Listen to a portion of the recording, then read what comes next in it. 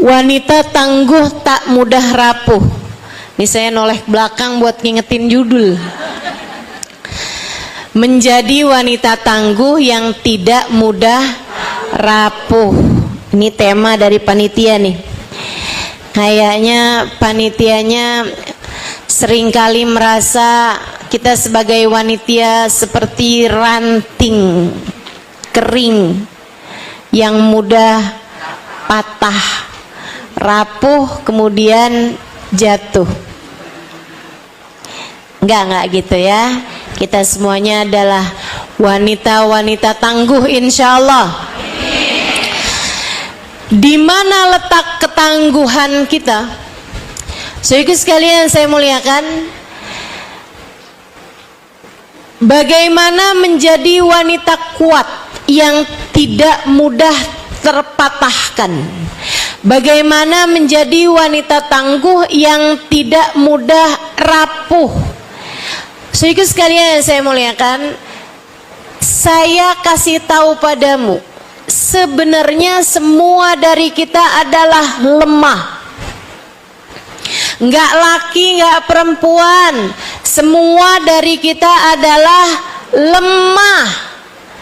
Saudara sekalian yang saya muliakan, innallaha ghaniyun wa antumul fuqara. Kata Allah dalam Al-Quran, Allah lah satu yang kaya, Allah lah satu yang kuat. Kalian semua miskin, kalian semuanya lemah. Wa khuliqal insanu dha'ifa. Sesungguhnya manusia tercipta, manusia semuanya diciptakan dalam keadaan lemah. Gak ada yang kuat, semuanya lemah. Kenapa gitu? Kenapa semua manusia diciptakan lemah? Biar mereka kenal sama yang kuat. Semua dari kita Allah cipta rapuh, sebab Allah kepengen kita menghamba kepada yang maha kuat. Dialah satu, Dzul Quwwatil Matin, pemilik kekuatan yang sesungguhnya. Allah sendiri aja satu yang punya kekuatan. Semua makhluk, semua manusia lemah.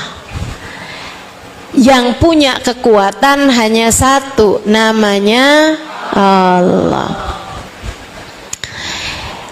Jadi kalau kita lemah, itu ya memang Allah menginginkan kita untuk sungguh-sungguh menyandarkan diri, sungguh-sungguh bergantung kepada yang maha kuat.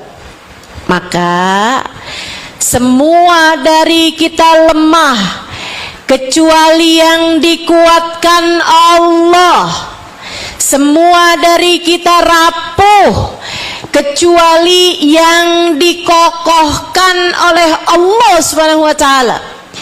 Semua dari kita tidak berdaya kecuali yang dijadikan tangguh oleh Allah Subhanahu wa taala. Karenanya, kalau kamu tanya sama saya, gimana caranya menjadi wanita-wanita tangguh yang tidak mudah rapuh? Satu-satunya cara adalah mendekat kepada Sang Maha Kuat. Satu-satunya cara adalah bergantung dengan Sang Maha Tangguh, Sang Maha Kuat, pemilik kekuatan yang sesungguhnya. Gimana cara mendekatnya? Gimana cara bergantungnya? Ini yang akan saya sampaikan kepadamu, beberapa cara-caranya. Yang pertama, kamu bisa menjadi wanita yang dikuatkan Allah, yang ditangguhkan Allah jika kamu punya senjatanya, yaitu ilmu. ilmu. Kamu mesti ngerti caranya. Ilmu membuatmu mengerti caranya. Cara ibadah kepada Allah, cara mendekat kepada Allah, cara itu ilmu, teman-teman. Kayak gini nih. Kayak kamu masuk ke dalam sebuah ruangan. Malam-malam hari kamu masuk dalam sebuah ruangan.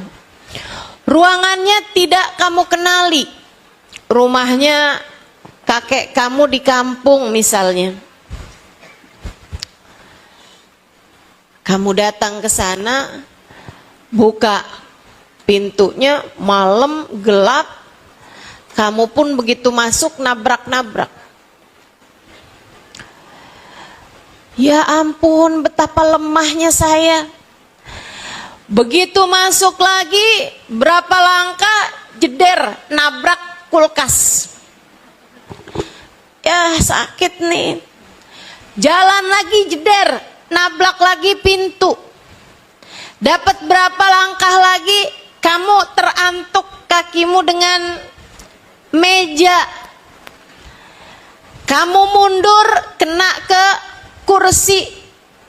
Kamu akan terus nabrak-nabrak. Kamu jadi sakit. Kalau kamu tidak melakukan hal yang seharusnya pertama kali kamu lakukan ketika memasuki sebuah ruangan yang tidak kamu kenal. Apa itu? Nyalakan lampu. Nyalakan saja lampunya. Begitu kamu nyalain lampunya, terang. Kamu tahu di mana letak kulkas. Kamu tahu di mana letaknya pintu. Kamu tahu meja sama kursi ini adanya di mana. Jadi kamu nggak nabrak-nabrak. Cahaya hidupmu itu adalah ilmu. Biar hidupmu nggak kebanyakan salah. Biar hidupmu nggak kebanyakan nabrak-nabrak. Bu, Kak, Dek, Nak, pelajarilah ilmu agama dengan benar. Belajar. Jangan pernah berhenti belajar. Gimana Ustazah belajarnya? Saya kan udah tua. Ya kayak gini nih. Hadir di majelis-majelis ilmu. Hadir di kajian-kajian. Apalagi zaman sekarang nih, gampang bener orang pengen dapat apaan aja bisa. Saudaraku sekalian bisa buka di YouTube banyak, gitu kan ya? Live streaming ada. Di Instagram, sekarang ada juga di TikTok. Zaman ke depan pasti akan menjadi semakin lebih canggih lagi, teman-teman. Masalahnya cuma mau apa nggak mau, itu aja. Belajar. Tapi kalau kamu mendengarkan kajian-kajian, kenali dulu orangnya. Siapa nih yang nyampein? Jangan asal denger, oh gitu, nggak bisa begitu. Jangan asal denger dari entah siapa yang bicara, kamu ikut, apalagi urusan agama. Bu, urusan obat badan aja, jangan sampai kamu berobat sama dokter gadungan. Jangan sampai kamu dikasih resep obat dari orang yang nggak pernah belajar pengobatan, nantinya jadi salah-salah, ya kan gitu. Apalagi tentang urusan keimanan, urusan hati, urusan perjalananmu dunia sampai akhirat, urusan keselamatanmu untuk waktu yang sangat panjang. Kenali gurunya, pelajari ilmunya. Jangan sebaliknya. Jangan kamu pelajari ilmunya dulu, baru kamu cari tahu orangnya. Jangan dibalik-balik. Karena kalau ibu kayak begitu tuh nanti banyak bingungnya. Bu, jangan asal masuk pondok pesantren. Jangan asal dengerin kajian. Jangan asal ikut komunitas-komunitas. Jangan asal dengarkan. Bahkan yang pakai pangkat-pangkat di depan ataupun di belakang gitu ya, ada LC, SAG, belum tentu sarjana alam gaib. SAG.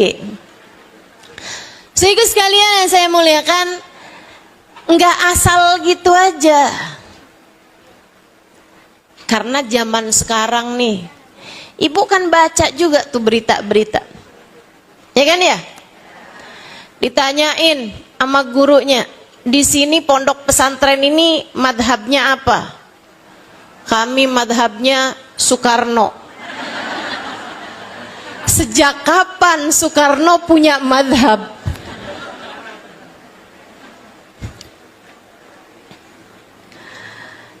Teman-teman sekalian yang saya muliakan, nah ini mesti jelas gitu. Karena nih asal dengerin kajian, tahu-tahu dia nabinya nggak sama kita, misalnya gitu. Ada tuh yang kapan itu tahu? Ada orang-orang yang ikutan ajaran nabinya bukan namanya Muhammad, nabinya namanya Ahmad. Mirza Ghulam Ahmad dari India. Itu kan ada nabi dari India aja buat saya udah iskal. Nabi dari India kira-kira ngajarinnya apa ya?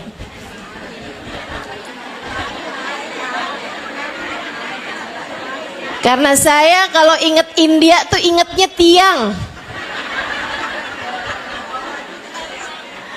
sama hujan sama lari-lari deh di pohon. Masya Allah. Jadi teman-teman sekalian saya muliakan, jangan asal gitu, nantinya jadi bingung. Entar dengerin ustadz yang satu bilang kita nggak boleh pergi ziarah, denger lagi dari ustadz yang satu lagi kita bagus untuk pergi berziarah. Nah kan bingung, betul? Yang satu lagi bilang sama Nabi Muhammad nggak perlu pakai Sayyidina. Yang satu lagi bilang kita sama Nabi Muhammad tuh jangan manggil asal nama, harus pakai Sayyidina. Nah bingung, betul? Karenanya biar nggak bingung, kenali dulu orangnya, baru dengarkan ilmunya. Gimana cara kenalin orangnya? Saudaraku sekalian saya muliakan, cari tahu latar belakang pendidikannya. Kan begitu? Ngajinya sama siapa dulu dia? Sekolahnya di mana dulu dia? Bergurunya kepada siapa dulu dia? Sebab Nabi Muhammad tuh dulu nyampein ilmu kepada para sahabatnya. Enggak sedikit, 124.000 sahabat. 124.000 sahabat yang ikut bersama dengan Nabi saat haji wada. Jumlahnya 124.000 sahabat. Saudaraku sekalian saya muliakan, Nabi pesan kepada mereka, "Falyuballigh asyahid minkumul ghaib." Kata Nabi Muhammad, yang hadir nih ya, tolong nanti sampaikan kepada generasi berikutnya yang tidak pernah berjumpa denganku. Maka para sahabat menyampaikan kepada para tabi'in. Para tabi'in menyampaikan kepada tabi'it tabi'in. Para tabi'in menyampaikan kepada generasi berikutnya, generasi berikutnya, generasi berikutnya, sampailah kepada kita di zaman sekarang ini. Ada banyak para ulama-ulama kita yang memiliki nasab keilmuan bersambung sampai kepada baginda Nabi besar Muhammad. Bukan asal baca buku, bukan asal searching di Google. Nggak boleh loh, sholat raweh tuh nggak boleh lebih dari 11 rakaat. Kata siapa? Saya baca dari Google. Enggak gitu, enggak gitu. Beragama itu ikut dari pendahulu sampai kepada Nabi besar Muhammad. Alhamdulillah di Indonesia nggak kurang-kurang ulama-ulama yang memiliki nasab keilmuan bersambung dengan Nabi besar Muhammad. Di pondok-pondok di Pulau Jawa terutamanya banyak bertaburan para ulama-ulama yang sanad ilmunya bersambung terus sampai kepada Sayyiduna Muhammad sallallahu alaihi wasallam. Sekali lagi pelajari, kenali gurunya, pelajari ilmunya biar enggak bingung. Insya Allah. Kalau kamu berilmu, kamu kuat secara pemikiran. Kalau kamu berilmu, jadi istri, kamu akan jadi istri yang kuat karena ngerti ilmunya. Bagaimanapun suami kita nih mesti nurut sama kita. Ah, itu orang nggak ngerti ilmu tuh. Itu perempuan nggak ngerti ilmu tuh. Alhamdulillah sesudah 5 tahun menikah, suami saya sekarang tunduk kepada apapun perintah saya. Ah, nggak berilmu tuh. Ini perempuan maaf bahlul nih.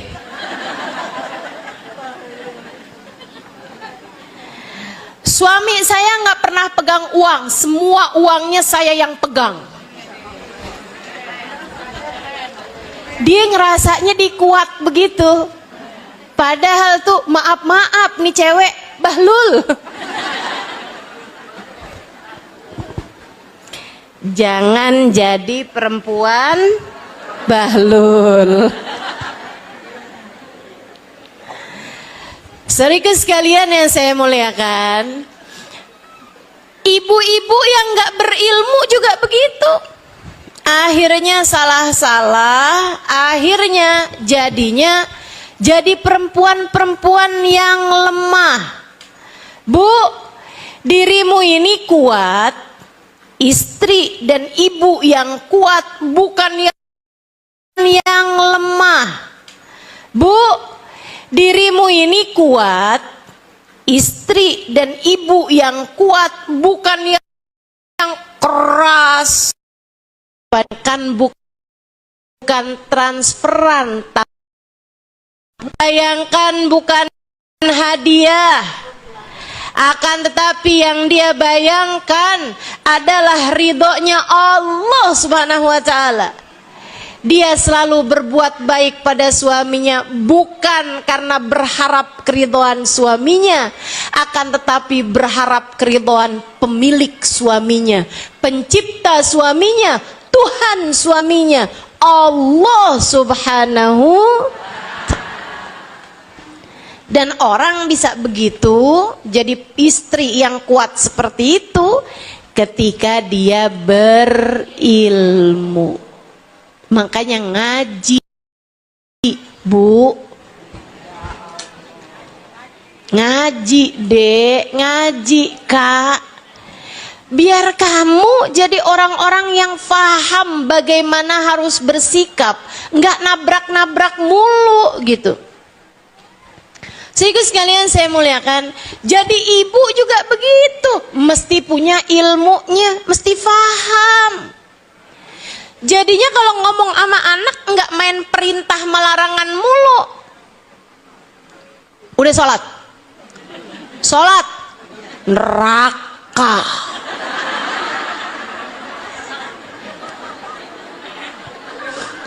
Ini model-model ilmu yang tidak berilmu. Bawa-bawanya neraka mulu.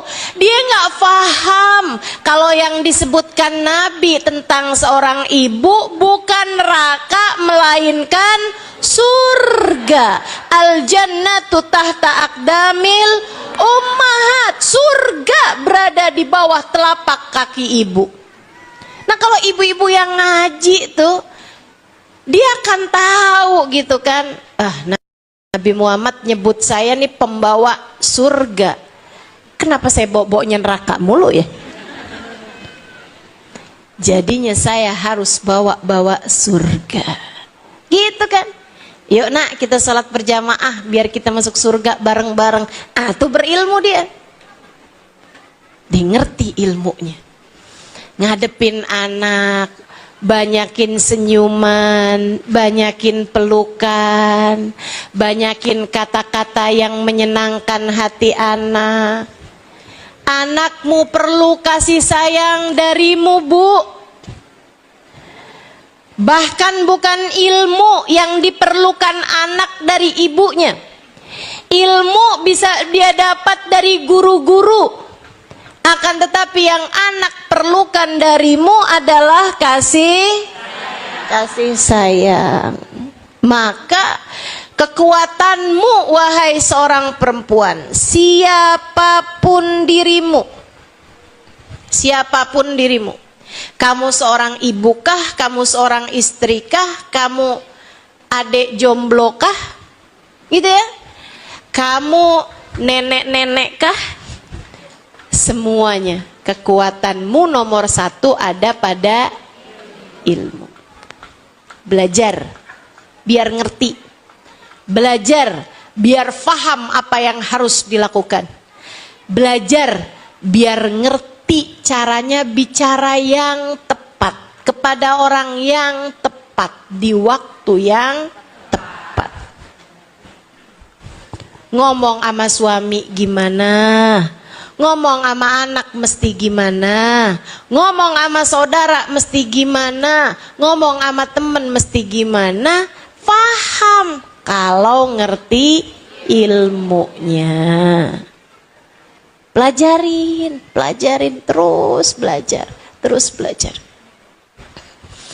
Ngerti caranya sholat, ngerti caranya tahajud, ngerti caranya puasa, ngerti nih hari saya mesti sholat apa nggak sholat, ngerti kapan waktunya mandi menstruasi, paham berbagai macam urusan. Kenapa?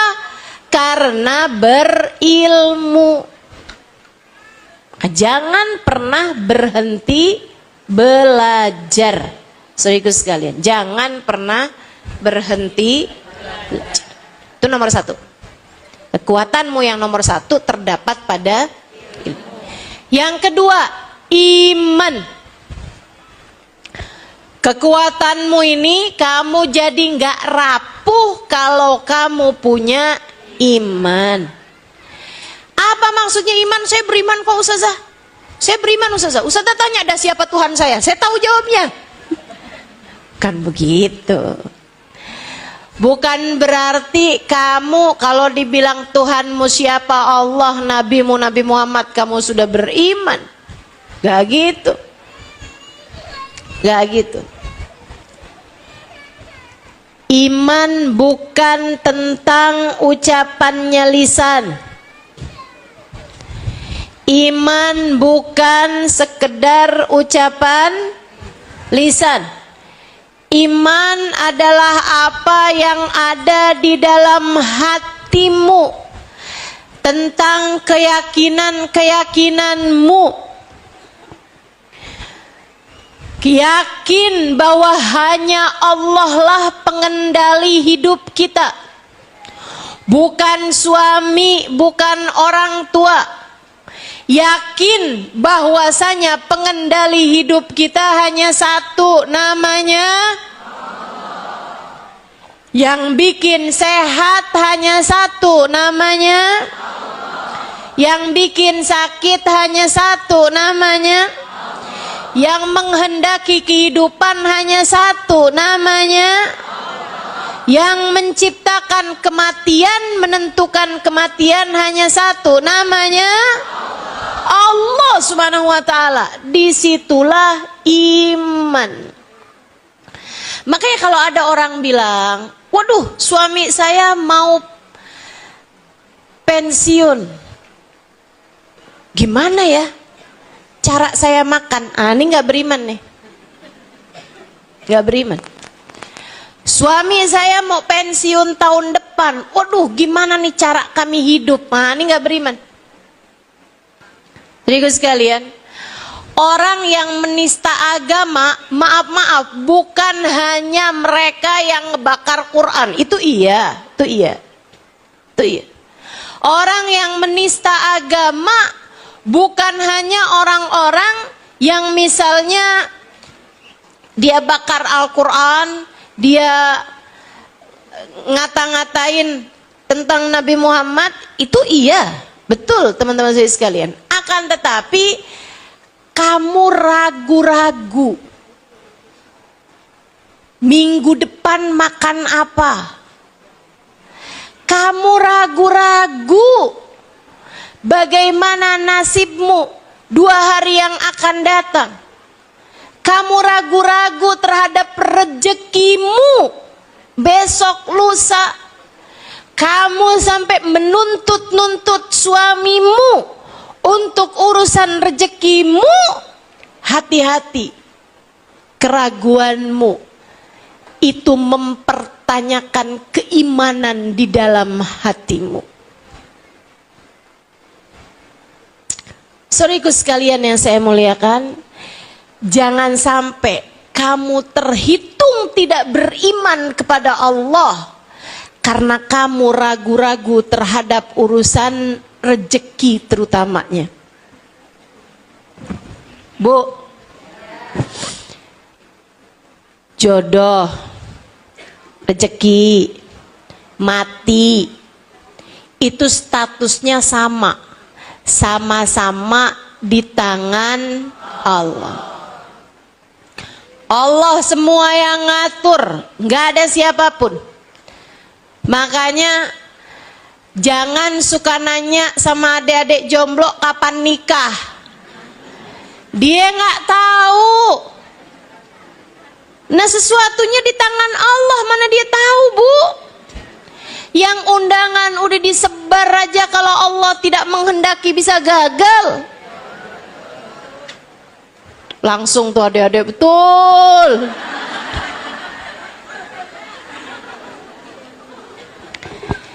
Jadi berhentilah bertanya sama orang yang belum nikah kapan nikah. Orang udah nikah juga berhentilah bertanya kapan punya anak. Dia nggak tahu, ibu-ibu sekalian, dia nggak tahu. Saya waktu baru pertama nikah, saya nggak tahu kapan saya punya anak.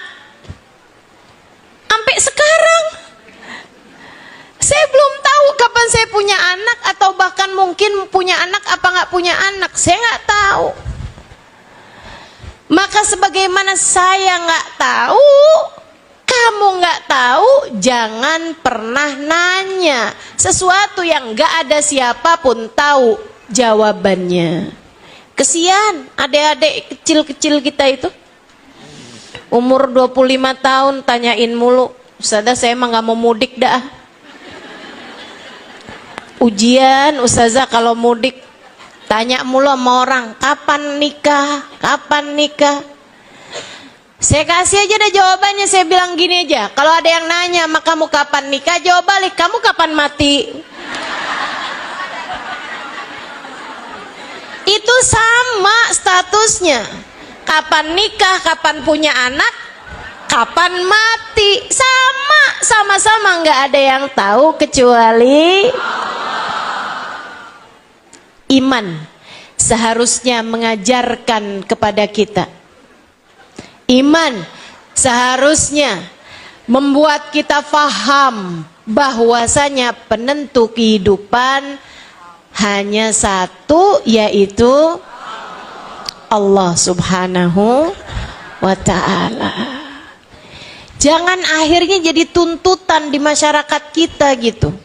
Sampai ada adik-adik, ustazah, pokoknya ustazah doain nih sebelum Ramadan nih saya harus sudah nikah ustazah. Maksa banget gitu deh, Ramadannya udah deket. Ih pokoknya ustazah, pokoknya harus udah nikah sebelum Ramadan. Kenapa gitu? Biar saya bisa melaksanakan hadisnya Nabi Muhammad. Hadis yang mana? Berbukalah dengan yang manis.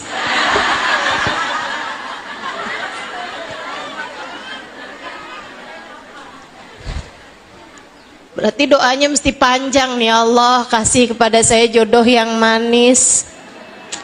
Lebih panjang lagi kan.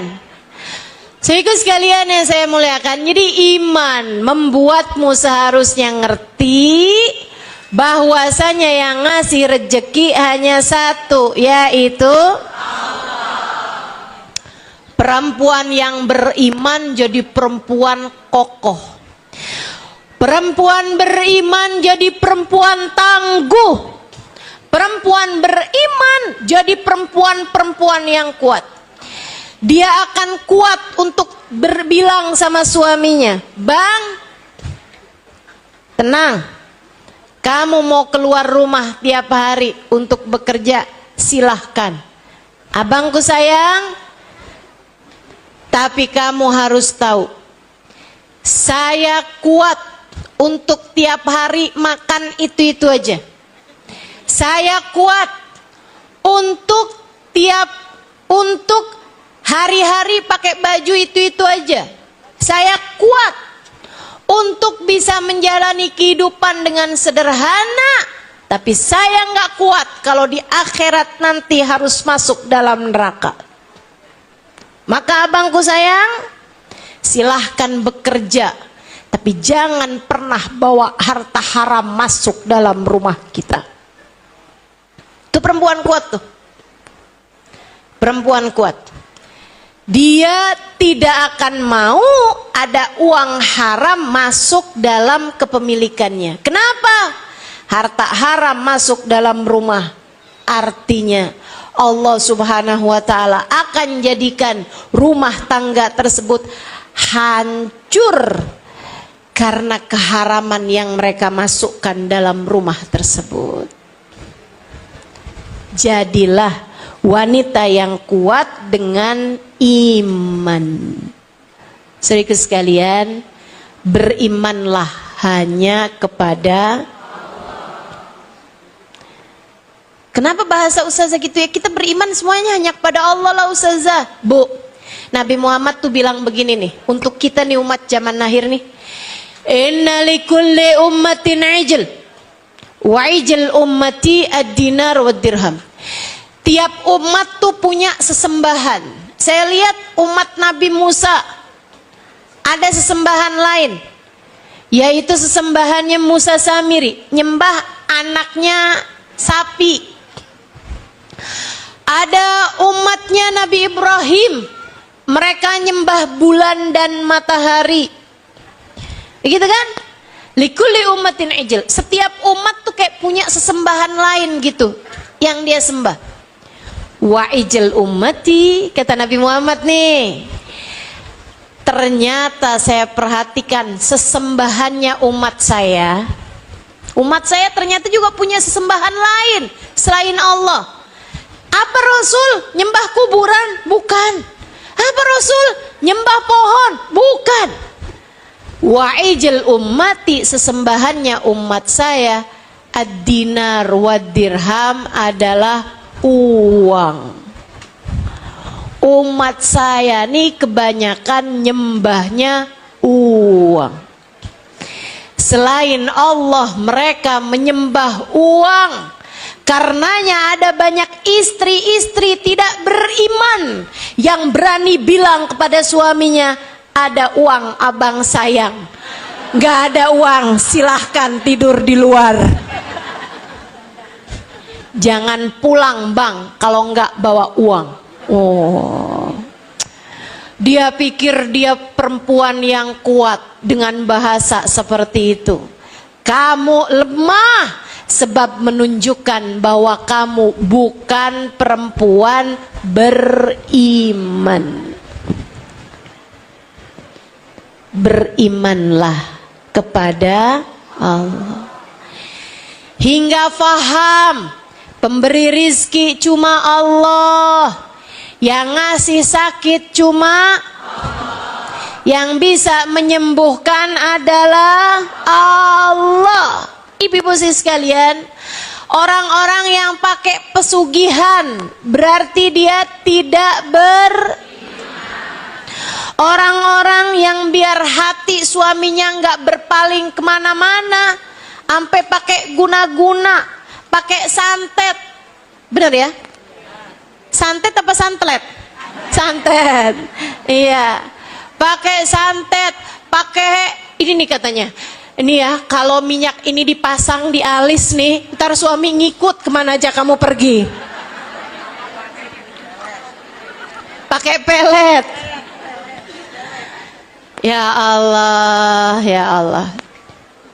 Itu menunjukkan bahwa dia tidak berilmu, dia juga tidak beriman. Orang paling lemah nih, kasihan, paling lemah yang kayak begini, teman-teman. Makanya kalau sampai denger gitu kan, saya makanya memutuskan untuk nggak baca aja dah berita-berita yang begituan, nggak baca, nggak dengerin aja dah TV-TV yang begituan tuh. Ada bapak sampai tega nguburin anaknya hidup-hidup, ngebunuh anaknya, katanya dari dukunnya. Ya Allah, ya Allah. Segala macem yang dikerjain orang. Bu ya, ngeri bener nih. Ada perempuan nagih hutang, dibunuh sama yang ditagih. Kabarnya itu di Bekasi. Saya nggak tahu tuh Bekasi yang mana. Sedih saya bacanya kabarnya, Allah. Di Jamrut tuh ya? Bukan. Sian saya ngebayanginnya, ya Allah. Ya Allah. Kuatkanlah keimanan umat ini, ya Allah. Biar enggak nyari rejeki dari jalan yang haram. Dan biar tenang hati mereka dengan rejeki yang telah Engkau berikan. Iman bu, bikin kamu nih tenang sama rejeki yang Allah berikan. Bikin kamu nggak rebut-rebutan urusan rejeki, itu iman. Saudaraku sekalian, bikin saudara nggak berantem sama saudaranya urusan warisan, itu adalah iman. Iman. Kalau kamu yakin yang ngasih rezeki Allah, nggak sampai segitunya rebut-rebutan urusan warisan. Halo? Dengar ucapan saya? Kalau kamu beriman, nggak sampai segitunya rebutan urusan warisan. Makanya kalau ada orang sampai rebut-rebutan urusan warisan, pertanyakanlah keimanan dalam hatimu. Kalau kamu yakin yang ngasih rezeki Allah, lepasin yang direbutin sama orang lain, lepasin. Bu, Kak, Dek, Nak, rezeki bisa kamu cari, rezeki bisa Allah beri lewat jalan-jalan yang lain. Tapi saudaramu nggak bisa lagi kamu cari kalau kamu sudah kehilangan dia. Nggak apa-apa kita kehilangan uang, itu berarti bukan rezeki kita. Betul? Jangan sampai kita kehilangan saudara. Jangan sampai kamu mau kehilangan saudara hanya karena untuk mendapatkan uang yang tidak seberapa. Banyak ustazah masalahnya uangnya, menurut saya nggak seberapa. Karena uang tubuh seberapapun jumlahnya masih bisa kapan waktu Allah beri lewat jalan-jalan yang menyenangkan. Nggak usah sampai segala direbutin. Itu nunjukin kalau iman kamu yang jadinya tidak seberapa. Sampai sini paham? Kalau Allah lihat kamu mudah melepaskan harta yang diperebutkan, Allah akan mudah memberikan kepadamu ganti harta yang menyenangkan. Percaya saya nggak lagi doa, tapi saya sedang membuat statement, nggak usah diaminin. Saya sedang membuat sebuah pernyataan yang tidak akan terbantahkan. Kalau kamu melepaskan harta-hartamu yang orang lain perebutkan, lepasin dengan hati yang lega, Allah akan gantikan untukmu uang, harta dengan cara-cara yang mudah. Dengan cara-cara yang membuatmu juga menyenangkan untuk mendapatkannya. Udah, nggak usah khawatir teman-teman, nggak usah khawatir. Tiap kali ada orang yang merebutkan harta, nih, gitu aja udah. Ini punya saya, oh bukan ini punya saya, oh punya kamu silahkan, gitu. Itu kalau ada orang tuh sampai rebut-rebutan nih, segala berkatan majelis rebutan, tuh. Iman. Jadi sekalian, di acara prasmanan rebutan rendang, iman. Rezeki mah nggak kemana. Kalau nggak sampai kepadamu, itu artinya bukan rezekimu. Tenang aja udah. Saya mah gitu bu, urusan uang tuh tenang aja. Ibu-ibu sekalian, usah aja tenang, uangnya banyak. Sekarang, dulu mah uang saya nggak banyak, ibu-ibu sekalian. Saya biasa aja nggak punya duit. Tahunan saya nggak punya uang, teman-teman saya sekalian. Saya tahunan ada dalam masa nggak punya uang sama sekali. Nggak masalah, nggak apa-apa. Nih sampai sekarang segini gede. Nggak pernah saya nggak makan.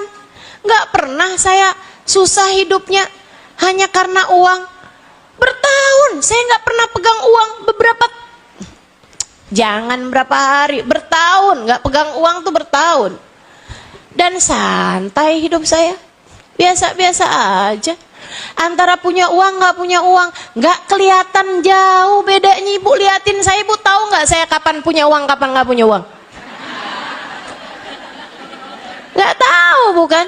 Yang kenal saya udah lama nih, yang dari 10 tahun, dari 20-an tahun. Itu pasti, itu sebenarnya di masa-masa itu banyak kali saya nggak punya uang, banyak kali juga saya punya uang.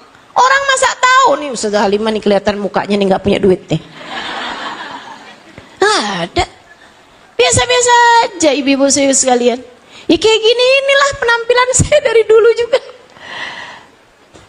Nggak terlalu banyak bedanya. Nggak usah khawatir.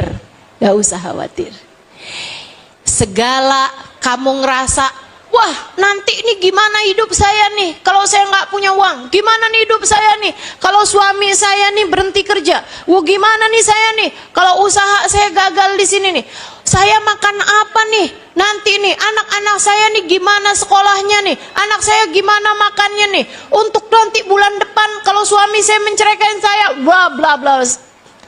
Itu ya, itu perkataan-perkataan seperti itu, pemikiran-pemikiran seperti itu adalah fata morgana, adalah bisikan-bisikan setan yang disampaikan kepada pikiranmu, bisikan-bisikan setan yang disampaikan kepada hatimu.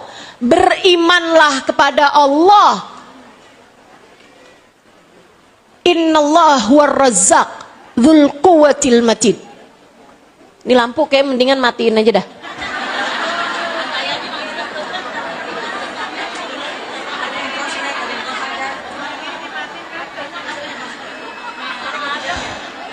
Kayaknya malah justru jadi ngurangin konsentrasi ya, terhidup, termati gitu kan. Iya. Ini kita mesti tahu nih, yang hidupin, yang matiin lampu ini hanya satu. Buat ngingetin kita. Gitu kan ya? Teman-teman sekalian yang saya muliakan, gitu tuh. Kita tuh sama urusan rezeki, Bu, yang tenang hati. Kita nggak pernah tahu apa yang akan kita makan esok hari. Begitu bukan? Kita nggak pernah tahu apa yang akan kita makan esok hari. Kita nggak pernah tahu nasib kita besok nih apaan, kita nggak pernah tahu. Ibu-ibu sekalian yang saya muliakan, dan Allah tuh Bu, kalau mau ngabisin harta orang, Allah mau banyakin, ngurangin harta orang, ya Allah Bu, sekejap mata. Ibu-ibu sekalian, pagi hari pada beberapa tahun silam di kota Aceh, ibu-ibu sekalian, pagi hari itu mereka nggak ada yang tahu. Gak ada yang tahu apa yang terjadi. Pagi hari itu ada ibu-ibu yang marah sama anaknya karena anaknya lupa bawa PR. Kan itu ya? Ada yang seorang suami marah-marah sama istrinya karena masakannya hari itu tuh jadi gak enak gitu. Ada istri juga yang bilang sama suaminya kan, kamu kenapa? Belum kamu bayar nih tagihan yang ini, kamu nih emang dasar jadi suami nggak bener nih, kenapa sih kamu lupa bayar tagihan ini itu misalnya gitu.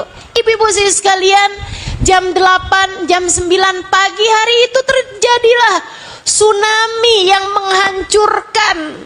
Ada begitu banyak harta yang menghabisi, ada begitu banyak nyawa orang. Ibu-ibu sekalian, kebayang betapa sangat remehnya perbincangan-perbincangan mereka, kemarahan-kemarahan mereka pagi hari tersebut. Seorang ibu yang pagi hari marahin anaknya karena seragamannya nggak beres dia pakainya, karena pakai sepatunya nggak cepet, karena dia lupa ngerjain PR yang seharusnya dikerjakan malam harinya gitu. Dia berangkat pergi ke sekolah hari itu, malam harinya ternyata anaknya meninggal dunia bersama dengan segitu nyawa orang yang meninggal hari itu. Ibu-ibu saudaraku sekalian yang saya muliakan, Allah yang punya kekuatan, segala kekuatan. Allah satu-satunya sang pemberi rizki. Allah satu-satunya penentu kehidupan. Tetaplah beriman dan jangan pernah mempermasalahkan perkara-perkara yang akan kamu jadikan penyesalan ketika Allah menentukan sesuatu padamu. Bu, suamimu kamu marahin hanya karena dia nggak ngangkatin galon pagi hari tersebut. Siang hari dia jalan kemudian kecelakaan dan meninggal dunia. Kayak apa nyeselmu, Bu? Saya satu hari pernah jumpa sama seorang kawan saya dekat. Tapi saya udah lama gak ketemu sama dia. Ini saya ceritain nih ibu-ibu nih. Hari Selasa, saya jumpa sama seorang kawan, saya dekat sekali saya sama dia. Cuman berapa tahun itu saya jarang ketemu sama orang tersebut. Saya ketika ketemu dia di majelis, dia nyamperin saya pelukin dia. Saya pelukin. Abis saya bilangin juga, nanti jangan pulang dulu ya, saya bilang. Begitu selesai majelis, saya samperin dia lagi, saya pelukin dia lagi. Saya bilangin sama dia, saya sayang sama kamu. Kamu adalah sahabat saya dunia akhirat. Saya sayang kamu adalah sahabat saya dunia akhirat. Jadi sekalian, saya hari Rebo, hari Kamis, malam Jumat, pagi Jumat, saya dengar kabar dia meninggal dunia. Ibu-ibu saudaraku sekalian saya muliakan, saya sangat sedih ditinggalkan sahabat saya ini. Hati saya rasanya kehilangan gitu. Saya kehilangan sahabat saya ini, Bu. Akan tetapi saya tidak menyesal karena kalimat terakhir yang saya sampaikan kepadanya adalah saya sayang sama kamu, kamu sahabat saya, dan saya tidak akan pernah meninggalkan kamu dunia akhirat. Ibu-ibu saya sekalian, dari situ saya belajar, Halimah, jangan pernah ngomong gak bagus, jangan pernah mau ucapanmu menyakiti siapapun. Kamu tidak pernah tahu, bisa jadi itu adalah kalimat terakhir yang kamu ucapkan terhadap siapapun. Kamu gak pernah tahu kapan kamu mati, kamu gak pernah tahu kapan orang mati. Nggak sakit, nggak apa kok teman saya itu meninggal dunia gitu aja. Jadi sekalian yang saya muliakan, maka kamu juga gitu. Kamu nggak pernah tahu suami kamu tuh meninggalnya kapan, atau kamu meninggalnya kapan, kamu nggak pernah tahu. Anak-anak kamu nggak pernah tahu, teman-teman sekalian. Maka tetaplah beriman. Perempuan yang beriman akan menjadi perempuan yang mampu menjaga ucapannya, mampu menjaga perilakunya, dan dia adalah perempuan-perempuan tangguh, perempuan-perempuan kuat yang tidak mudah dikalahkan oleh apapun. Berimanlah, insya Allah. Kekuatanmu yang nomor satu adalah, kekuatanmu yang nomor dua adalah iman.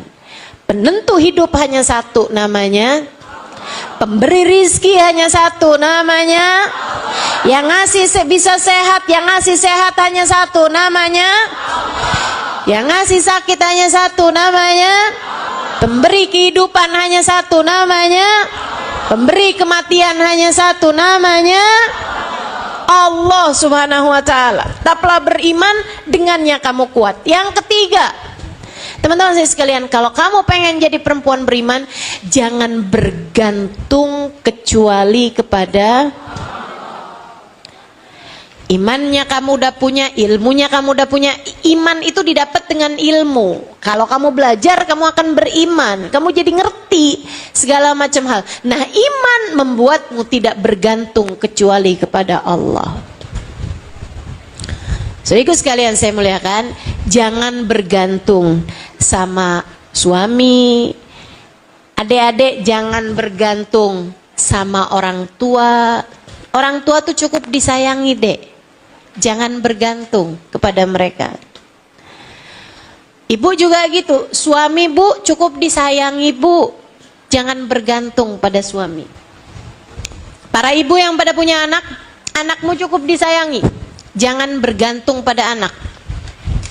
Nih, ada banyak orang suka ngomong kayak gini nih, kamu sama anak tuh mesti yang baik, sebab anak adalah investasi masa depan. Kamu urusi anak sekarang, nanti di saat kamu tua anak-anakmu mengurusimu. Benarkah ucapan seperti itu? Nggak benar. Nggak benar. Nggak benar. Jangan bergantung sama anak.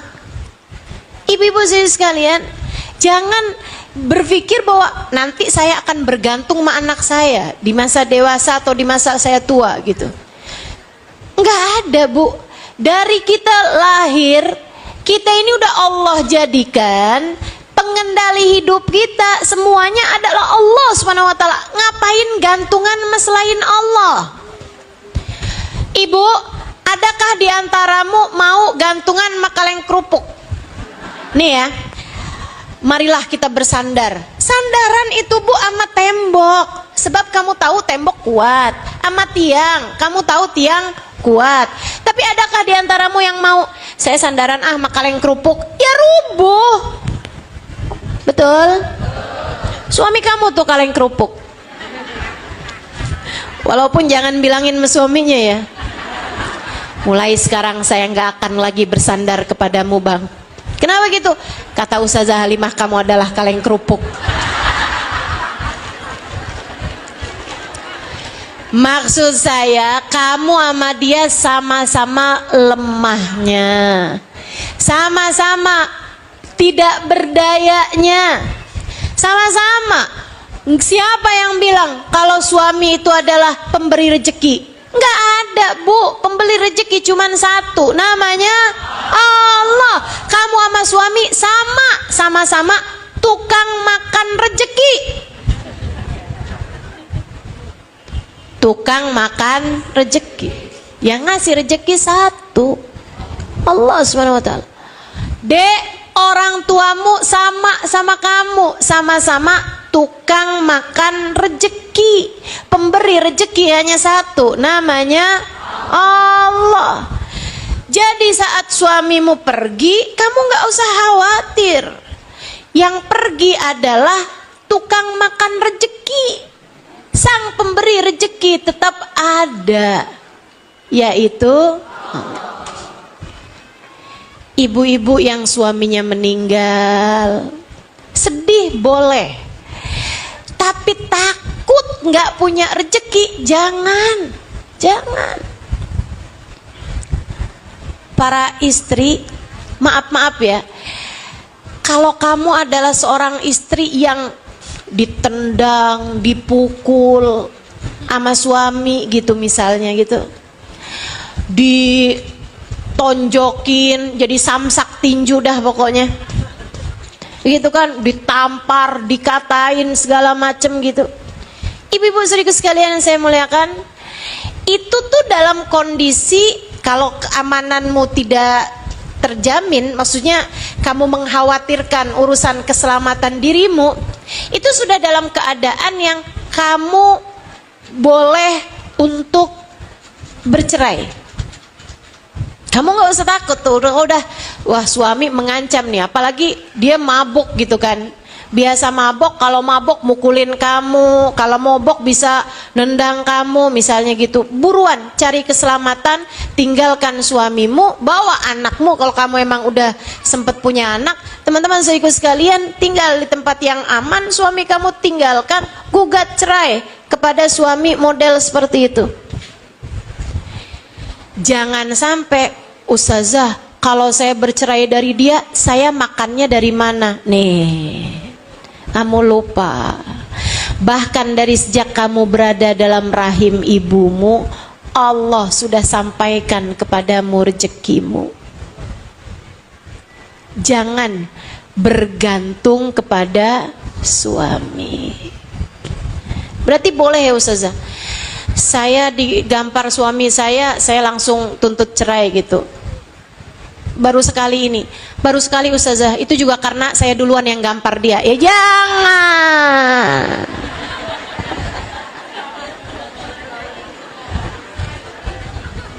Ya itu mah gak gitu ceritanya gitu kan.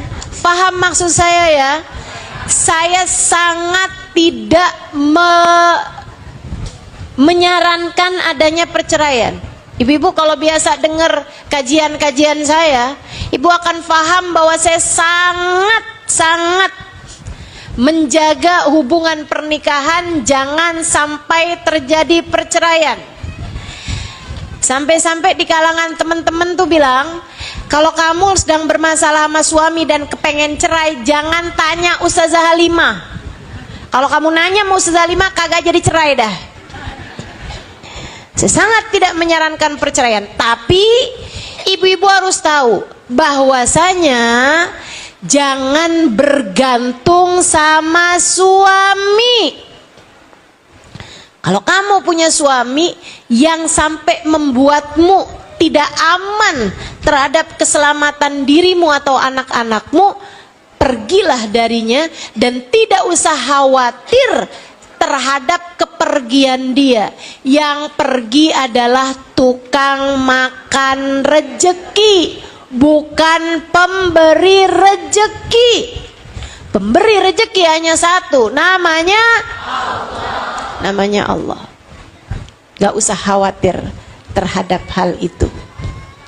Jadi kalau kamu punya anak, anakmu sudah bersuami, terus kamu lihat anak kamu tiap kamu datang ada aja memar di muka, gitu ya, memar di badan. Tuh kamu harus tanyain, ini kenapa nak? Nggak apa-apa mah, mukanya sedih-sedih gitu. Kenapa? Tanya dari hati ke hati. Dari suami kamu ya, kamu dipukulin ya? Iya mah. Kamu jangan bilang ya udah nak, yang sabar ya nak ya. Nggak apa-apa nak, tenang. Buat istri-istri yang sabar itu ada jaminan surga dari Allah Ta'ala. Ibu, itu sama aja dengan kamu meletakkan pedang, pisau ke dalam tubuh anakmu. Bukan begitu bahasanya sabar. Itu bu, kalau ibu kayak begitu itu namanya bukan sabar, tapi bodoh. Kebodohan itu tipis batasnya dengan kesabaran. Taunya dari mana Ustazah, yang mana yang sabar, yang mana yang bodoh? Pelajarilah ilmunya. Kalau kamu sampai membahayakan keselamatan dirimu dan kamu tetap bertahan di situ, itu namanya bodoh, bukan sabar. Bukan sabar, ibu-ibu sekalian. Tapi kalau suami pulang terus bilang, maaf ya, hari ini nih kita nggak dapat uang nih. Saya ngojek hari ini nih uangnya cuma dapat sekian doang nih, cuma 30.000. Terus kamu bilang, iya nggak apa-apa kok. Itu bodoh apa sabar? Sabar. Ini udah tambah pinter nih orang Bekasi nih.